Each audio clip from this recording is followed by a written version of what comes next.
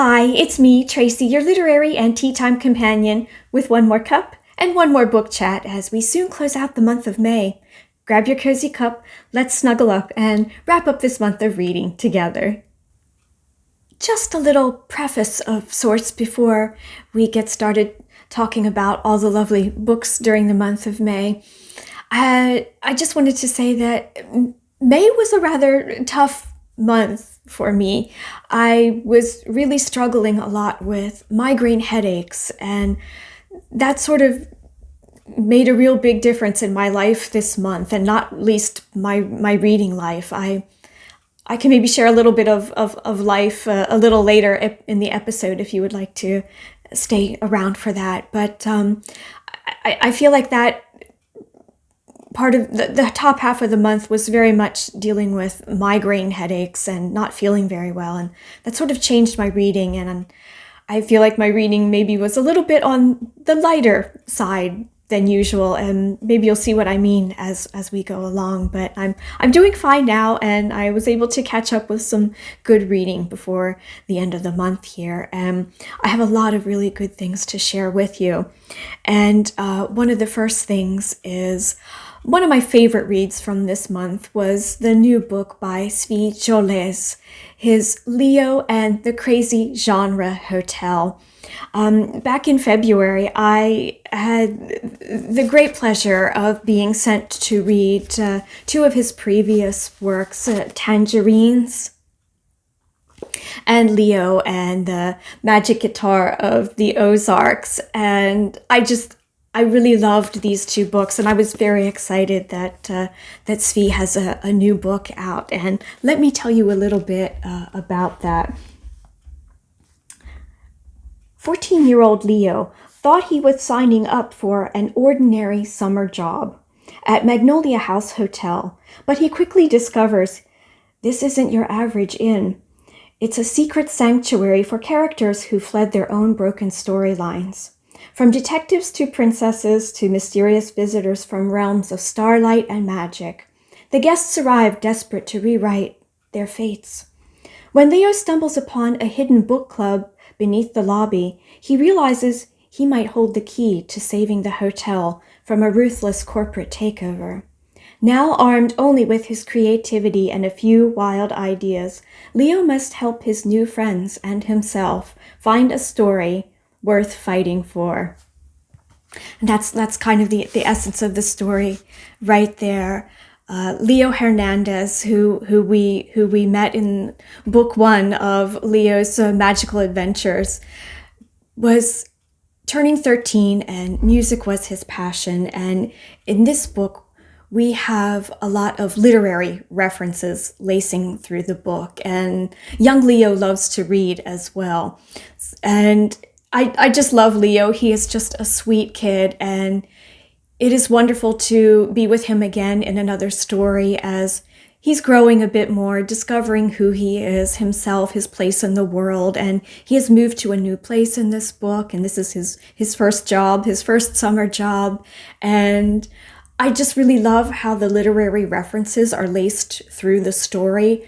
I won't spoil that for you because Tsvi Jolles has done an incredible job in putting literary references through this story in such an entertaining way. And the whole story is very entertaining. It is written with such, the characters have such depth, and there's such warmth and love and tenderness. It is a really lovely story, and the side characters are really colorful and join Leo in this wonderful magical story where there really is something worth fighting for, a place that needs to be saved for so many people, and not least a community and people who need their stories rewritten, hopefully on a better note. And I just love this story so much. I can really recommend the books of Tsvi Jolles. He does a wonderful job writing from a younger person's perspective. I would say that this is probably the higher end of middle grade reading, but this is really a story for all ages, as are his previous books. Just magical reading, just so much fun. And next, for some more fiction and more with magical tones, is the Spellshop by Sarah Beth Durst. And I did highlight this book in my most recent cozy reading vlog. I can just do a quick little blurb here in case you have missed that. Keela has always had trouble dealing with people, and as a librarian of the great library of Elysium, she hasn't had to. She and her assistant Kaz, a sentient spider plant, have spent most of the last 11 years sequestered among the Empire's previous precious spell books, protecting the magic for the city's elite. But a revolution is brewing, and when the library goes up in flames, Keela and Kaz steal whatever books they can and flee to a faraway island where she grew up. But to her dismay, in addition to a nosy and very handsome neighbor, she finds the town in disarray. The Empire has slowly been draining power from the island, and now Keela is determined to make things right. But opening up her own spell shop comes with its own risks. The consequence of sharing magic with commoners is death. And as Keela starts to make place for herself among the people, she realizes she must break down the walls she has kept so high. This was a really delightful story. I really loved Keela and her struggles, really coming back to the place where she grew up, not imagining she would ever come back, and especially under such stressful circumstances, and trying to fit in her community once again. And with the sentient plant in tow, I loved the spider plant, Kaz. He was just such a sweet and sassy little sidekick next to Keela. And the romantic interest, the Laren Maven, who is in the cottage next door, the romance was so sweet. It was really charming. He was lovely. It had a bit of a first love feeling, very, very tender, very raw, kind of a first love feeling. It was very sweet. And I really enjoyed how the story played out, how Keela must try to find a way to make a living in her new situation, and the dangers that she faces in trying to revive magic on this island. And the island has seen better days. There is something wrong there. There are forces at work that are working in a negative way against the island, and she is trying to find a solution for that through her spells, which has a very gentle facade of being a shop that sells jam to the townspeople. It's just a really fantastic story. The conclusion was wonderful as well, and there's going to be a second book that I think it is coming out in June, the Enchanted Greenhouse, which picks up this story of the person who created Kaz, the sentient spider plant. So that will be really excited to follow up with. I hope we'll see Keela again in that book. Maybe I really loved her character, and I would love another story with her in it.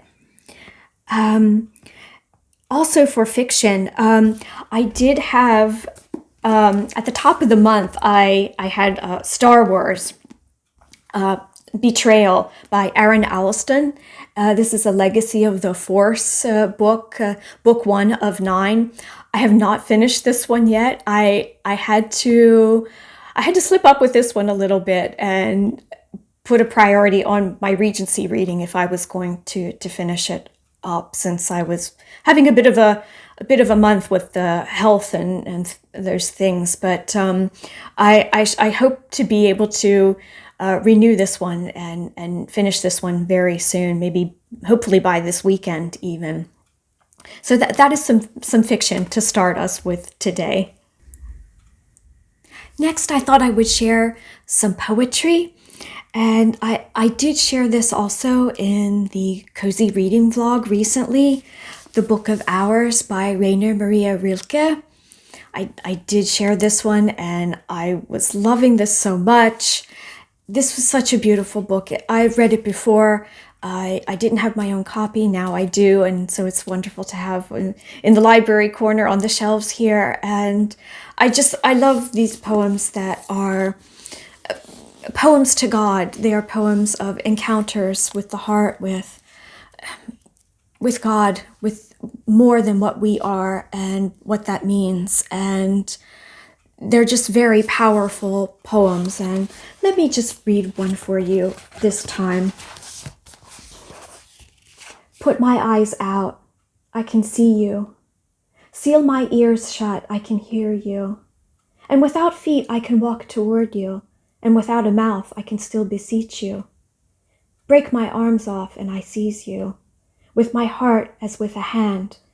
Make my heart stop and my brain will beat. And if you put a torch to my brain, I will bear your blood in my blood. Just some really, really powerful poems of encounters of the heart with God. I don't think you need to be a spiritual person necessarily to enjoy the true power and heart of these poems. So I really can recommend them just for the beauty, and just for if you are interested in poetry and structures of poetry, the sort of the science, if you will, of poetry and creating good poetry. This collection of Rilke's is a great one. Next is something in Norwegian. And I read quite a lot of contemporary Norwegian poets. This one is a book that is nominated for one of 6 books for the Bibliotekets litteraturpris, which is the Public Library Literature Prize. That is an annual prize for reading. And this is the only poetry nomination this time. This is Hjerteskog by M. Seppola Simonsen, who is a Norwegian Kvensk writer, poet. This poem is very much about living a kind of dual identity as a Kven and a Norwegian. The Kven were a very much marginalized people at one time in the far north of Norway, speaking the Kven language, which is very much like Finnish. And there was at one time a fear of the Finnish people, the government, taking over Norway once upon a time. And so the Kven folk were very much an oppressed people, and so was their language for a very long time. In recent years, it has become a language that is to be treasured for the country. And there are I did a video that talked a little bit about this in relation to another collection of poetry that I read earlier in the year. I will try to remember to link that for you if you would like to look into that more, to the Kven people and the Kven language, the Kven's language. This collection, Hjerteskog, Heart Forest, talks about that dual identity of being half Norwegian but half Finnish Norwegian.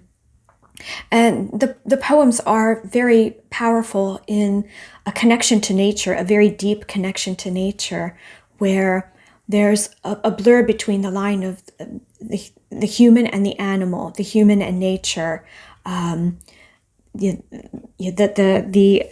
There in the blurb, the sun is the sister, the forest a heart, the northern lights a brother.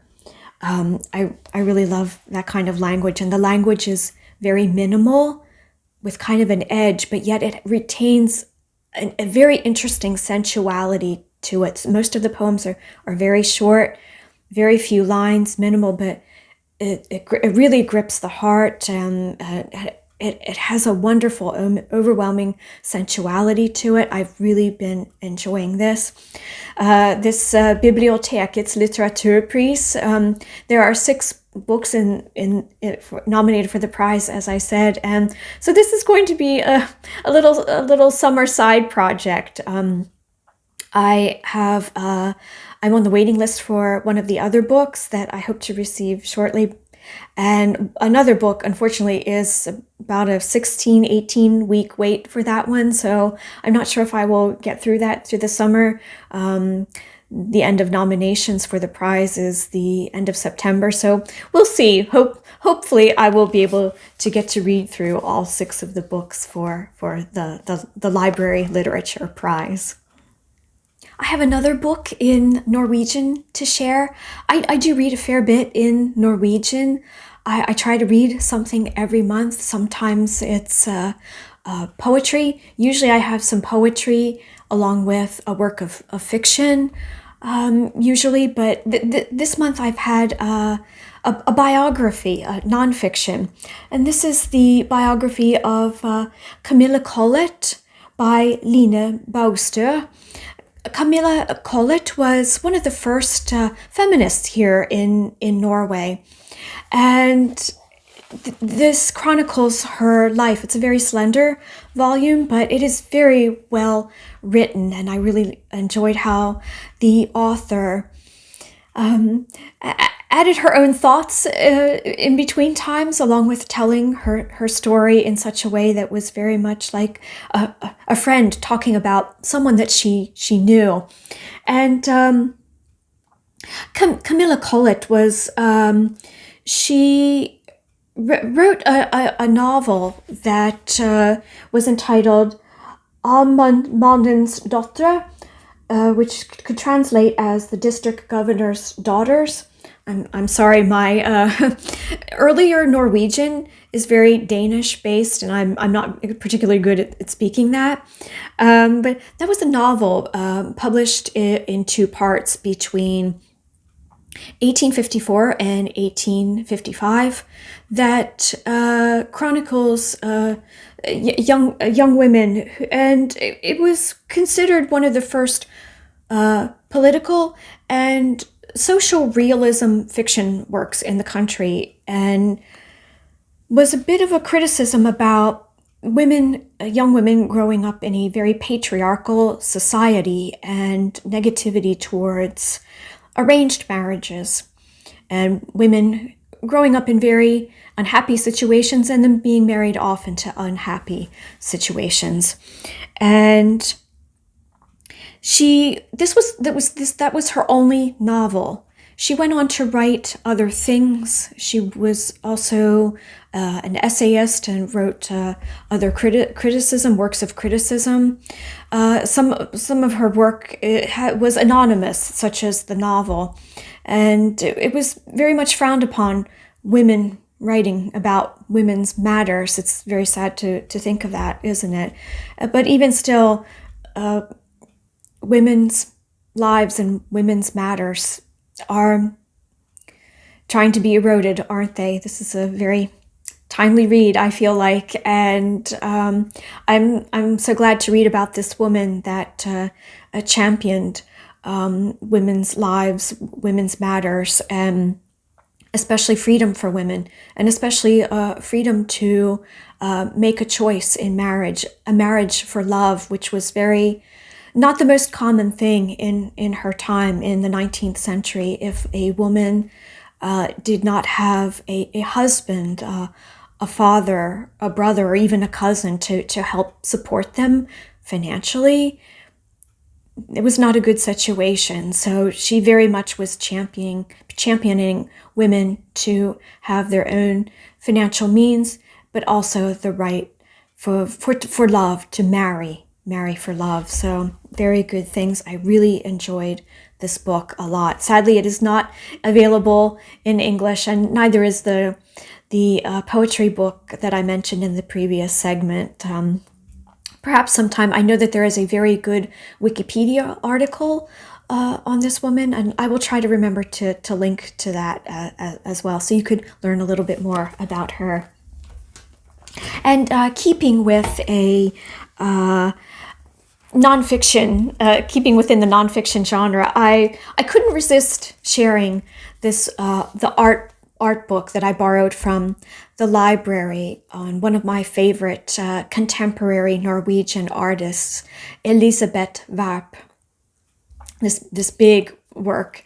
This big book is a chronicle of her work through several decades now. She's been an active artist for a long time. It chronicles her life, some of her process, some of the behind the scenes. There's some beautiful photos of where she is living, props that she has collected over time, which feature in her very elaborate artwork. Let's go inside and have a look at this book, shall we? I'll do my best to hold this up so that you might be able to see.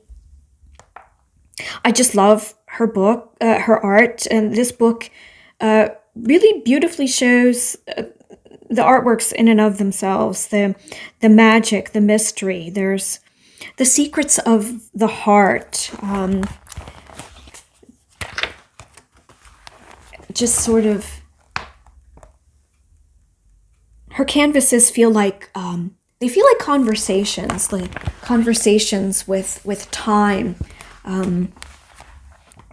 and how there is beauty, but also decay, and the beauty of decay. This is a beautiful spread. Her pictures also seem to reveal, plays with light and shadow, and that could be inward and outward shadow, almost like there's whispers. There's whispering voices that you can hear through the artworks. There's one more here. There's really something highly spiritual about her work also. I think there's something rather holy about it. I just love the sort of the magical storytelling that she has in her artwork. And I did not actually know about her as an artist until I moved here to Norway. And one of the first things that I did, that TJ and I did when I moved here, was see an exhibit of her art in Oslo. And this is the little catalog from that exhibit back in early 2000. And it was such a delight to discover her artwork. We are lucky to have 2 limited edition prints of her work, some lithographs, some hand-colored lithographs. Her canvases are enormous. Many of them are very big, and I don't know where we would put them in our small house, and they're very expensive too, so it's nice to be able to have a more affordable print.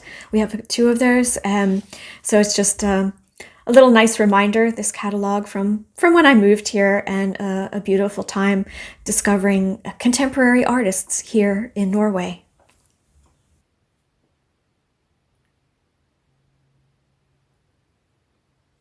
I have a decaf Darjeeling tea in my cup today for our tea break.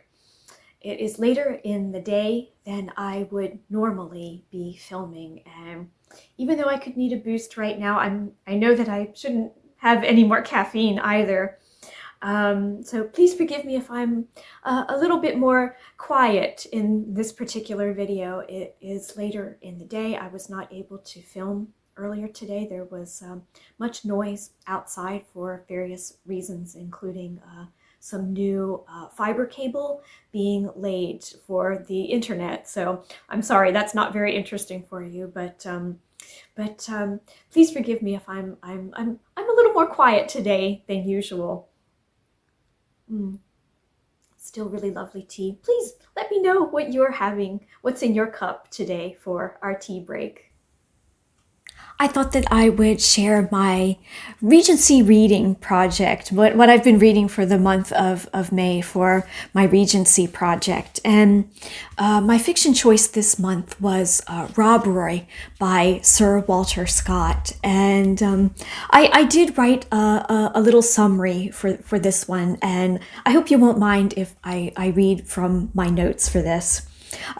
Sir Walter Scott was very influential in creating the historical fiction as a genre, drawing on already established themes. He created a real fashion of a sort for this, featuring the Scottish Highlands, the beauty of and roughness and robustness of the Highlands. It was very popular during Jane Austen's time. Rob Roy among them, one of the many Waverley novels, a series that Sir Walter Scott wrote. And Rob Roy, this story is a bit of a mix. It's a young man finding himself, and there are adventures, there's politics, there's even a love story.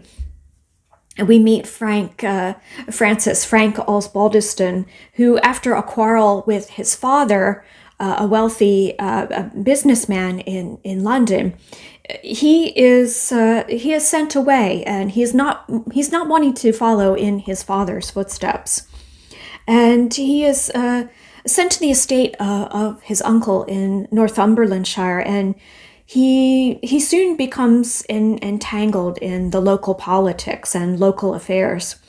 And there he also meets his beautiful cousin, Diana Vernon. He also meets his male cousins who they do not hit it off, and there is a lot of squabbling.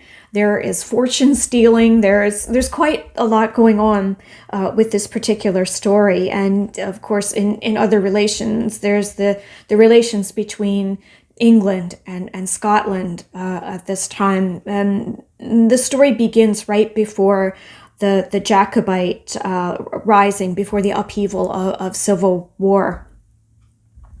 And as the story is ending, the real upheaval and rising begins. The historical historical aspect and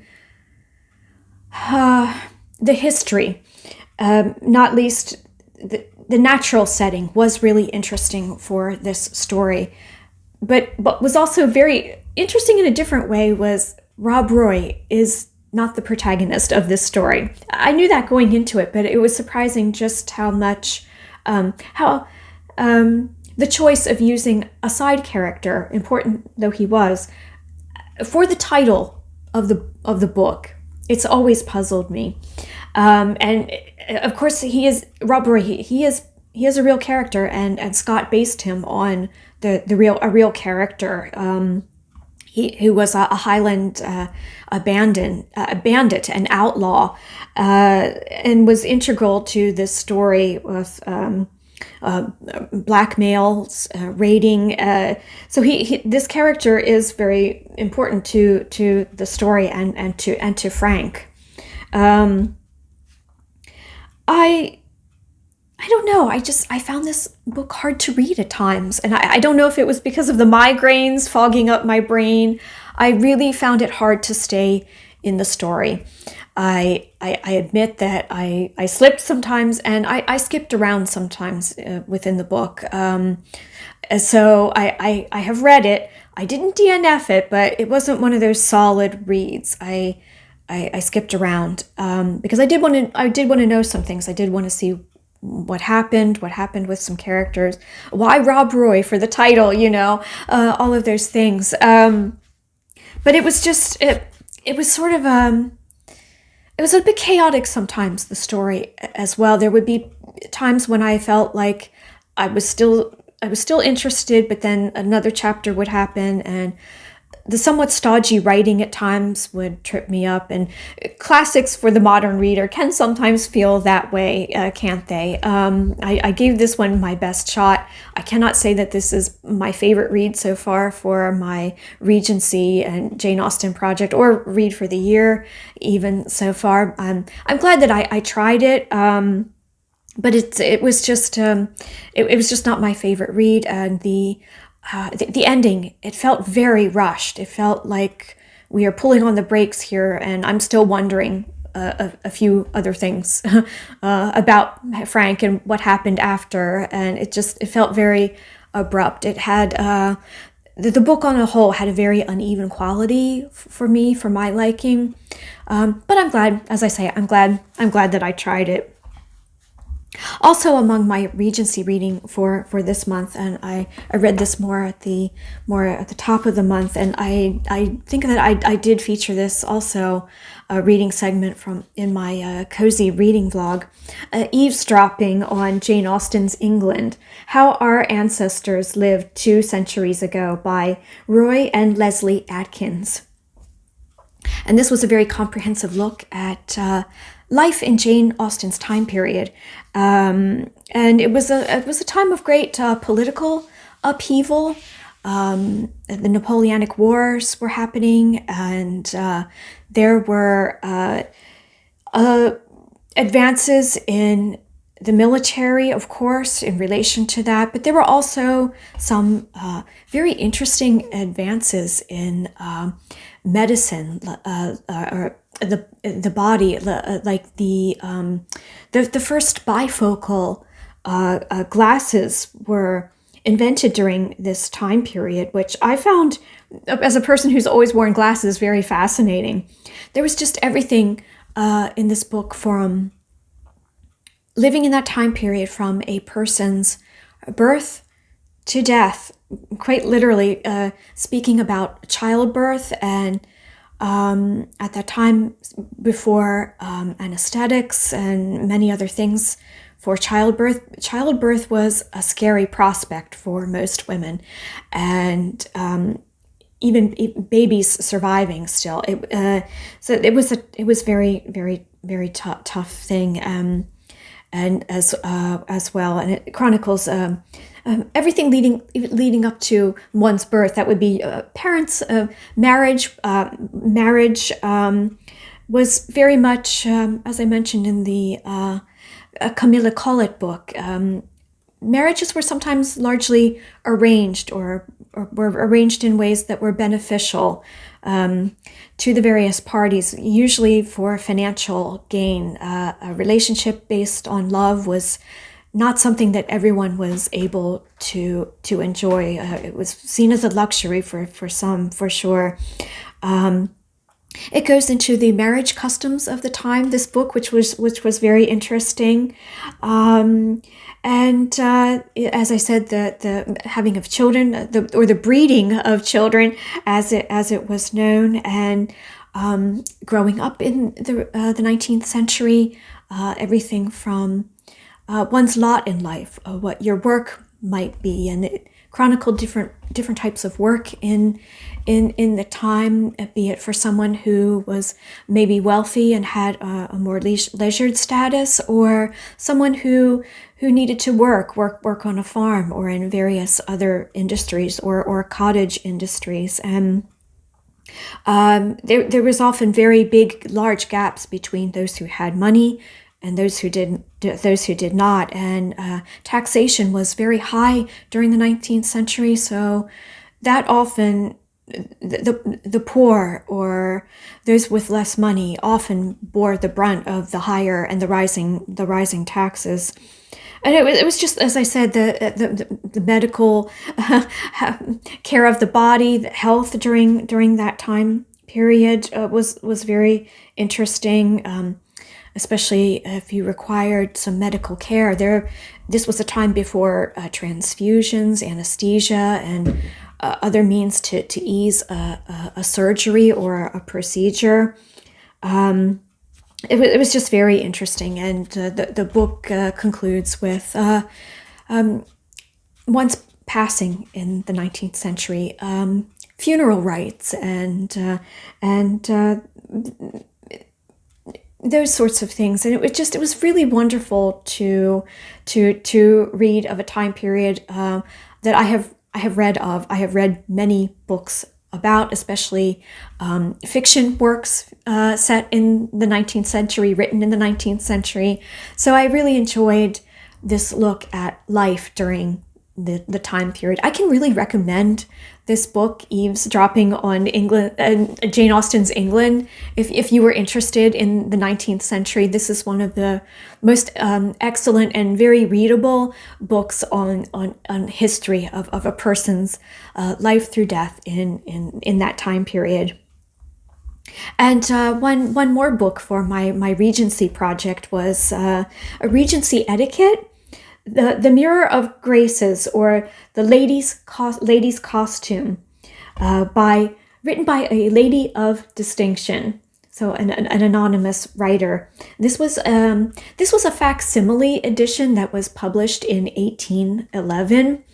And it's a really charming guidebook of sorts for a woman in everything on how to present herself, and that can be your overall outward appearance, your dress, your manners, cultivating a good sense of taste, as well as there was a whole chapter on deportment that included things like dancing, cultivating an interest in the arts, in music, as well as there was a really wonderful section for homemade remedies for beauty, homemade beauty remedies that were just really, really interesting. Some of them you could still make today. It would take a little tweaking to figure out the measurements and the quantities, but some of the things you could still very much used today for natural beauty. And there was a section of tips for just overall good health as well, being a woman in the 19th century. There was also there were several fashion plates showing fashions and dress of the time period. I really would have loved more of those, and maybe some that had been with some color added, but overall it was just a really delightful read. I'd been wanting to read this one for a long time, as I had been aware of it, so it fit really nicely into my Regency project. And if you are interested in the 19th century and 19th century dress even, I can recommend this book. Even though it has a very, very small number of pictures, the information is really interesting and fascinating. To finish up reading this time, I'm sharing just a little bit of manga. I was reading some manga in my cozy reading vlog recently, and that was Vampire Night by Matsuri Hino. And I moved on to a couple of more volumes since I made that video, and I read volumes 9 and 10. And I would have to say that I was surprised by some things that were happening. I would say between volumes 8, 9, and 10, some big plot twists that really surprised me, and I imagine some darker stuff that will be continuing as the series goes onward. And I'm just really enjoying this look at a student academy life, and there's a little bit of a very big story with vampires and humans, and there's a bit of a love stories going on. It's really delightful reading, and I'm enjoying it so much. And I have just picked up volumes 11 and 12, so I look forward to digging into those very soon. And another series that I have started was The Way of the House Husband by Kousuke Oono. And here we meet Tatsu, who is a former Yakuza, a gangster. He is known as the Immortal Dragon. But he has given up the gangster life, the life of the underworld, the criminal life. He has given it up, but somehow trouble seems to find him wherever he goes. Where any corner he goes around, there seems to be trouble, and it is just so much fun. It is hilarious. The artwork is fantastic. The story is just laugh out loud kind of crazy bonkers most of the time. I'm just having so much fun with this new manga series, new to me manga series, and I can't wait to pick up volumes 3 and 4 from the library.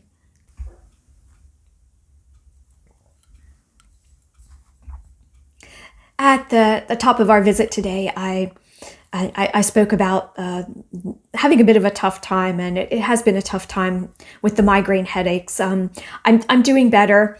I'm getting there. It's tough having migraines over many days, and when they go over weeks too, it's a little hard to bounce back. But I'm getting there. I'll get there. It's also been a bit of a tough time. I have summer SAD, summer seasonal affective disorder. That is sometimes spoken about in the winter variant, the winter SAD, the winter blues. I get summer blues, and it's a bit tough at the moment, even though on the calendar summer is technically a few weeks away, 3 weeks away yet. But for all intents and purposes, it's here right now, and I'm having a tough time with the brightness, the bright light, the sun. We are living more south from the Arctic Circle, so we don't have the full-on midnight sun as they do up north in the country. But we have enough. The light lasts until about 11 p.m. At night, and the sun dips, but it's coming up again around 3 a.m. in the morning. So it's a little tough during the night. It's tough during the day with all of the light, the bright light, but then this awareness of light coming back so early in the morning. I take precautions. I use a sleeping mask, and we have room darkening blinds, which does help. But there's just it feels like a constant feeling of light around all the time, and it's a little bit difficult at times, I have to say. But I do my best to keep going, to keep doing my usual things. And I've been working on my book, and I have a new knitting pattern in the works. Just the days are good, so rest assured that I'm doing okay here. A couple of other quick things that I did want to mention is that my website, there will be some changes happening there. Will actually be changing platform. It has been brought to my attention, and I've become aware that the links to my website and my blog are not actually functioning as they should, not leading people in the right direction. It's a little bit tech complicated there. I won't go into all of that, but I will be changing my blog platform. So just in case you do maybe visit there casually sometimes, it will be very quiet there during June, and I'm not exactly sure how long it will take me to migrate to a new platform, but I will let you know here. Connected with that, it would be my Jane Austen reading list. That might not be available at some point during June, so I thought that I would just mention that Sense and Sensibility will be my fiction choice for Jane Austen's Sense and Sensibility, my fiction choice for the month of June. And I'm trying to get hold of a couple of other Regency related books for June. I'm having a little bit of trouble with that, because 2 selections that I wanted, I am not able to get them. They literally seem to have disappeared from the library system. And that is a bit baffling, but so I'm going back to the list, and we'll see what else I can come up with for the month of June. Let me know what your reading has been this month. Please tell me your highs, your lows, everything in between. I would love to know what you have been reading, and how do you feel about seasons? Do you have summer sad or winter sad? I hope that you are well, that you are doing well. And I just wanted to also just thank you for being here. I thank you very much for all of the lovely comments and just the sharing that we're having here. I really appreciate it, and I thank you for all the thumbs up, the likes, for sharing the videos. It really does mean a lot as I'm still growing the channel. It really does. Every little bit means so much. And so I thank you for being here today. I thank you for sharing an extra cup with me, an extra book chat, and I will look forward to some more book adventures to share in the month of June. So until next time, I wish you happy reading, and as always, many blessings. I'll see you again very soon.